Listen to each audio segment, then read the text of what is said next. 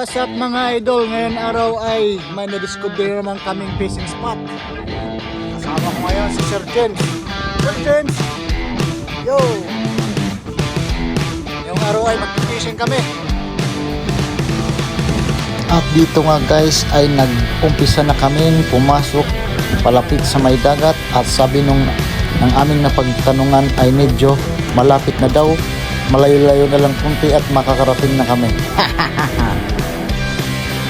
At medyo bad trip nga pala kami dito, lalo na si Sir James kasi yung sasakyan niya ay puro gas-gas. Pero sulit naman guys nung pagdating namin dito sa may Pangpang at marama kaming nagatnan na ating mga kababayan.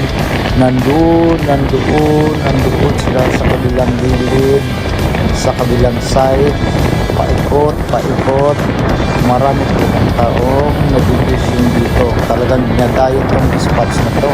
Sana lang ay shorting din kami. Kagaya ng iba dyan na marami nang huli, hindi malulugi sa gasolina. At pati doon sa kabilang side ay marami pa rin kababayan natin na naadito din talaga dito sa spots na to.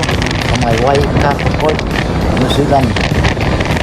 Ay, grabe ba? At inabot nga pala kami dito ng 3 oras pero wala pa kaming naiangat na isda, kaya nagsisyon kaming lilipat ng ibang pwesto. Baka nandoon yung aming swerte. Oras na siguro itigil natin itong kalokohan na to. Fishing tayo ng fishing, wala man tayo nahuhuli.